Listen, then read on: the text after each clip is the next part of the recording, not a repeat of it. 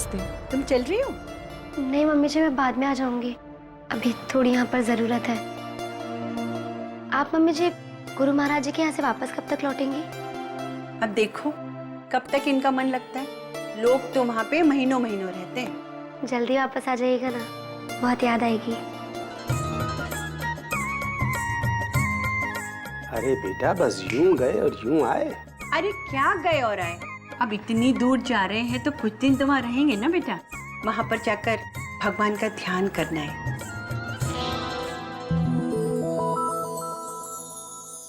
सदा स्वागत हो, ध्यान रखना। जी मम्मी जी, आप भी अपना ध्यान रखना। खुश रहो बेटा। चलो बड़ी, जीते रहो। खुश रहो बेटा। खुश रहो बेटा। खुश रहो मंथली।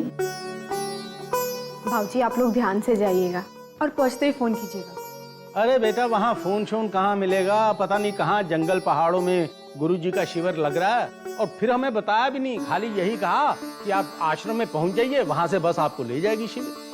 आप भी ना, अरे अच्छा ये जो वहाँ पर फोन नहीं है, वरना लोग व्यापार की बातें करते, झगड़े फसाद की बातें करते। और हाँ बड़ी, वो जो दूध वाला है ना, उसने 1 लीटर दूध कम दिया था और उसका 1 लीटर दूध फट गया था। पैसे काट लेना, भूलना मत। हाँ हाँ माँ जी, आप निश्चिंत होकर जाइए, हम सब संभाल लेंगे। अरे तुम दोनों के होते हुए मुझे क्यों चिंता होने लगी? सब सामान ऑटो में रख दिया ना? हाँ हाँ अभी रख दिया, आप चलो। अच्छा अच्छा बेटा। अब घर कितना सूना सूना हो जाएगा ना वैशाली। हाँ बहुत।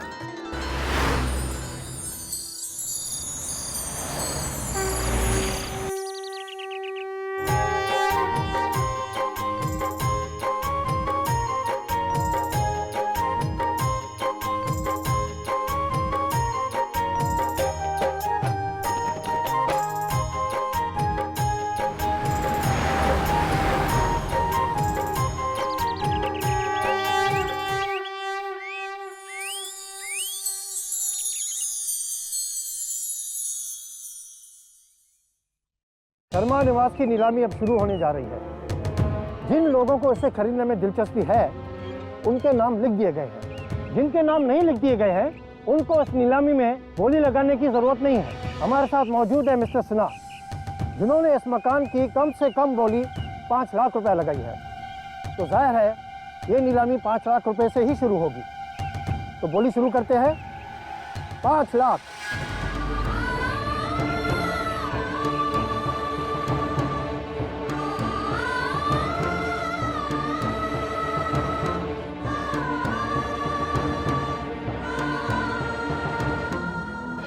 अब तक तो नीलामी हो चुकी होगी ना?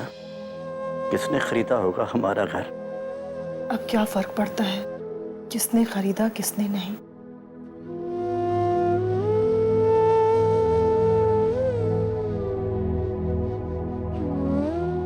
हाँ, क्या फर्क पड़ता है?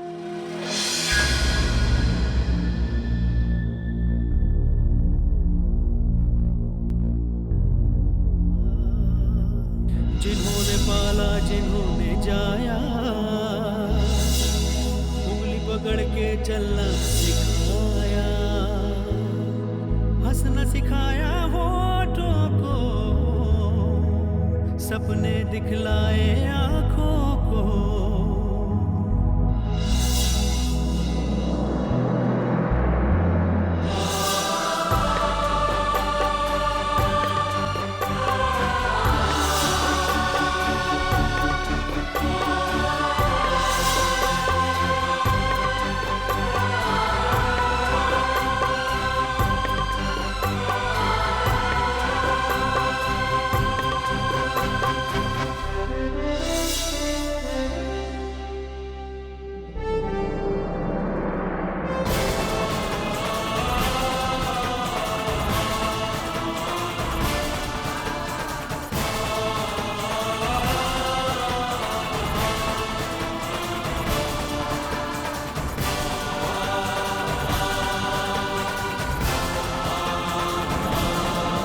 दीदी, हमारा सोफा कितनी बार कह चुकी हूँ अन्नी, ये घर, यहाँ की हर चीज अब उनकी है, अपनी नहीं है।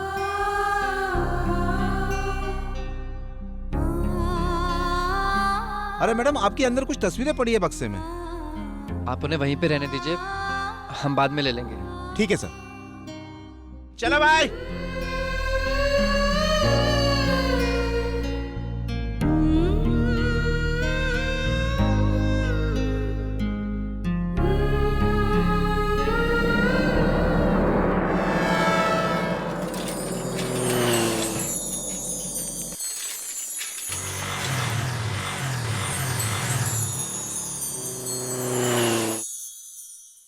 मिसेस नीति शास्त्री को भेजिए।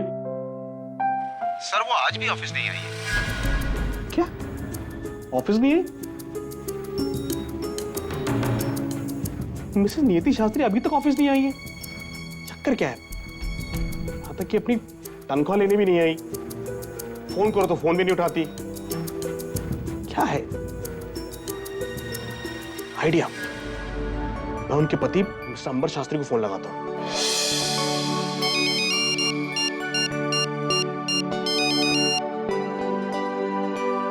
हेलो मिस्टर अंबर शास्त्री, मैं बोल रहा हूँ। आप कौन?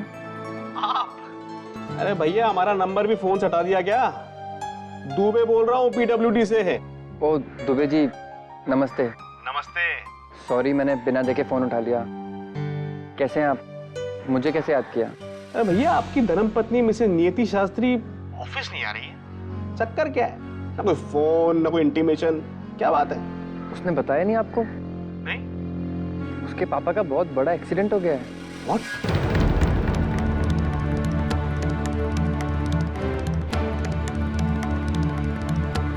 ये तो बहुत बुरा हुआ।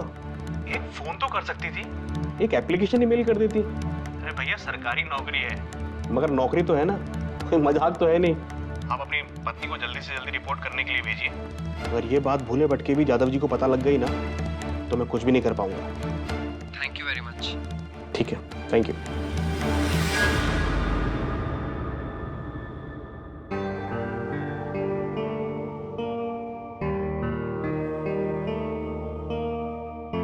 अमर, मुझे नहीं पता था कि आजकल किराए के घर के लिए इतना ज्यादा डिपॉजिट देना पड़ता है।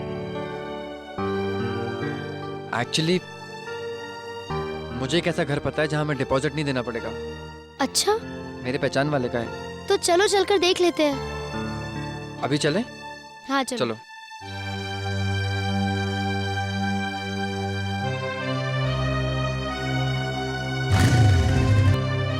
नमस्ते जी।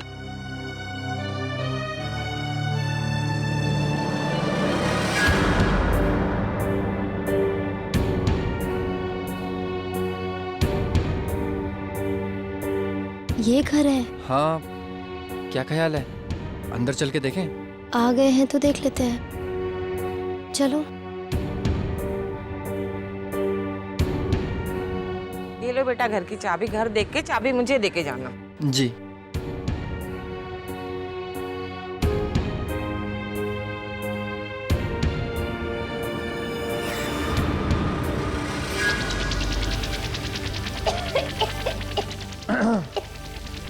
ये क्या है अंबर?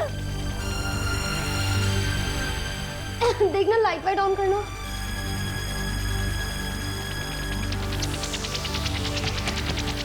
अरे यहाँ पे लाइट ही नहीं है।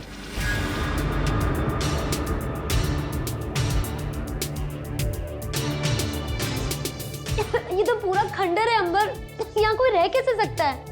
बिना डिपॉजिट किससे बेटर नहीं मिलेगा नियति। अरे लेकिन यहाँ पर कितना कुछ काम कराना पड़ेगा, तुम्हें पता है? नियति, तो करा लेंगे, हमारे पास और कोई ऑप्शन है क्या? उस हिसाब से तो ठीक ही है। अरे ध्यान से। चलो कोई नहीं, इसी घर को हम अच्छे से साफ सफाई कर देंगे और पर्दे वर्दे लगा देंगे, सेट कर देंगे, पेंट वेंट करा देंगे तो डिसेंट लगने लगेगा, नहीं? हाँ, बेसिक फर्नीचर भी डालना पड़ेगा। हाँ हाँ, वो तो लाना ही पड़ेगा, लेकिन पहले सफाई करनी पड़ेगी। अंबर, मैं पहले ऑफिस हुआ आती हूँ, उसके बाद ये सब करेंगे। बहुत दिनों से छुट्टियाँ कर रही हूँ। और पता है मैंने ऑफिस वालों को कुछ भी नहीं बताया अभी तक। वो लोग भी सोचेंगे नियति का प्रमोशन क्या हो गया, इस लड़की का तो दिमाग खराब हो गया है। ऐसा कोई नहीं सोचेगा नियति। दुबे जी का फोन आया था, मैंने बता दिया उन्हें। फोन आया था? तो तुमने मुझे क्यों नहीं बताया? वो कह रहे थे कि नियति से कहो जल्दी से ऑफिस आ जाए, नहीं तो बात उनके हाथ से निकल जाएगी। He is right. अंबर तुमको मुझे उसी टाइम बताना चाहिए था, मेरी बात करवानी चाहिए थी। नियति उस समय मेरी प्रायोरिटी ये थी ना। ठीक कह रहे हो अंबर, तुम भी तो इतने दिनों से ऑफिस नहीं जा रहे हो, तुम्हारे पास कोई फोन नहीं आया? हाँ, आज ही आया था वो रस्तोगी का फोन। कह रहा था नौकरी प्यारी है तो जल्दी से ऑफिस ज्वाइन कर ले, तेरी टेबल पे फाइलों का पहाड़ बन गया है। बॉस के स्पेशल इंस्ट्रक्शन है कि ये सारा काम अंबर ही करेगा। अरे तो अंबर तुम ऑफिस जाओ, ये सब हम कर लेंगे। हाँ नियति, अच्छा सुनो, मैं सोच रहा था कि ये एक ही रूम है और इसमें हमें यहीं पे पार्टीशन डाल के सब कुछ करना पड़ेगा। वहीं पे कहीं नहाने का बना लेंगे, इधर एक स्लैब डाल के किचन बना लेंगे। और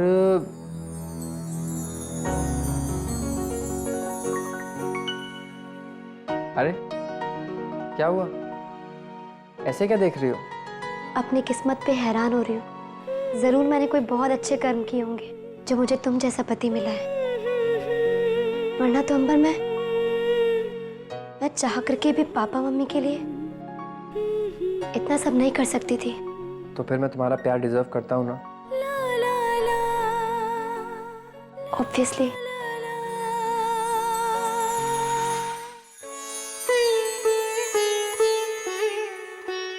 दीदी आप भी बैठ जाइए ना। तुम लोग खा लो, मैं बाद में खा लूंगी। मॉम डैड कब आएंगे शिविर से?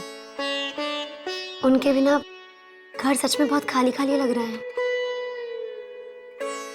अरे नियति, वो किराए के घर का क्या हुआ?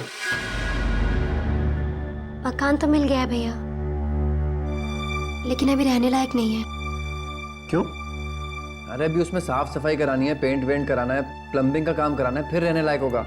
हाँ, इसके अलावा घर में बेसिक फर्नीचर वगैरह भी लाना होगा, इसलिए तब तक मम्मी और अन्नी को कामिनी चाची के यहाँ पर ही रहना पड़ेगा। और उस मकान को घर बनाने के लिए भैया काफ़ी खर्चा आ जाएगा, और ये तब तक तो पॉसिबल है नहीं जब तक मेरी सैलरी नहीं आ जाती।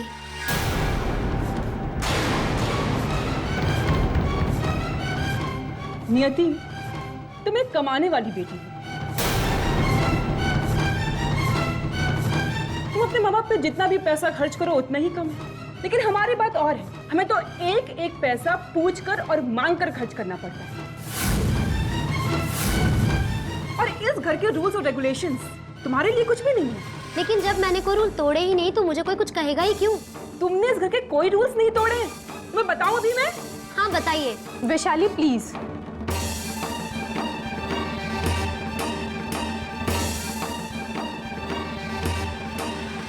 दीदी मैं ऑफिस जाती हूँ, ऑफिस में अपना काम करती हूँ, तो उसके अलावा घर में भी अपना पूरा काम करती हूँ। ये सब मैं किसी मजबूरी में आकर नहीं करती हूँ, अपनी खुशी से करती हूँ, क्योंकि मैं इस घर की बहू हूँ और ये मेरा फर्ज है। फर्ज, इस घर की बहू होने के साथ साथ मैं अपने मम्मी पापा की बेटी भी हूँ, उनके लिए भी मेरा कोई फर्ज बनता है दीदी, और वो मुझे निभाना चाहिए, और जरूर निभाऊंगी, क्यों नहीं, चाहे फिर ये बात किसी को अच्छी लगे या ना लगे।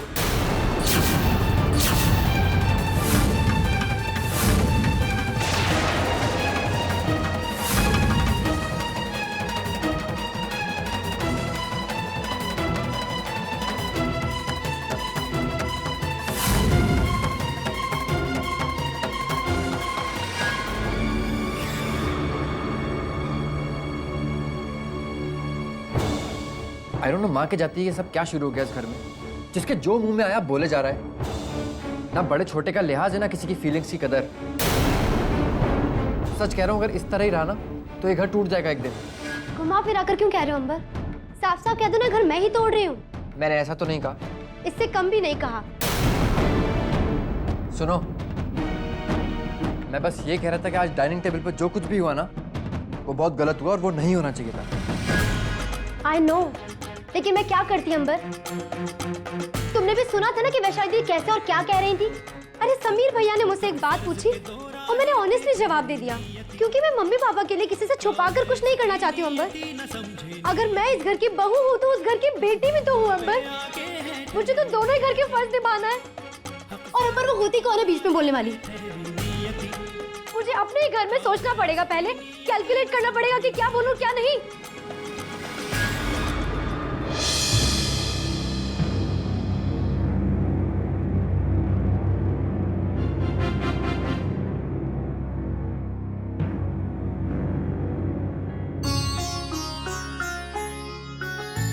फिर भी आई एम सॉरी। मुझे कोई कितना भी प्रोवोक करे, लेकिन मुझे अपनी तमीज नहीं भूलनी चाहिए। लेकिन अंबर मैं क्या करूं? पापा को लेकर मैं पहले से बहुत ज्यादा परेशान हूं, और ऊपर से वैशाली दीदी ने ऐसे ताना मारा कि मुझसे रुका नहीं गया। मेरे मुंह से वो सब निकल गया जो मुझे नहीं कहना चाहिए था। बिलीव मी अंबर, मैंने जानबूझकर वैशाली दीदी की इंसल्ट नहीं की। मैं कल ही जाकर उनसे सॉरी कह दूंगी। अंबर, ये घर जितना तुम्हारा है उतना ही घर मेरा भी है। मैं अपने ही घर को कैसे टूटने दे सकती हूँ?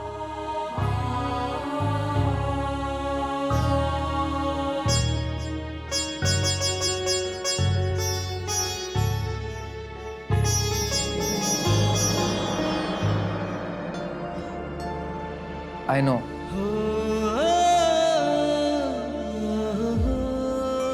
Sorry.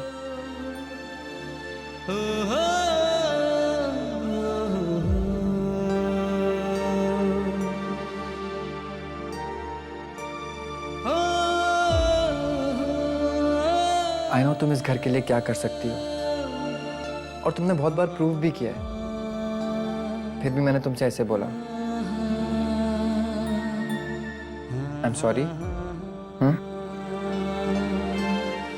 I love you.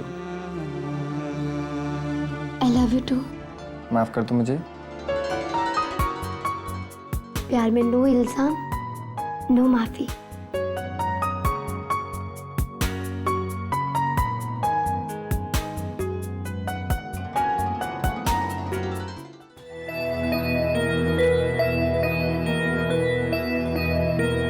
सो जाओ वैशु, मुझे भी थोड़ा टाइम लगेगा।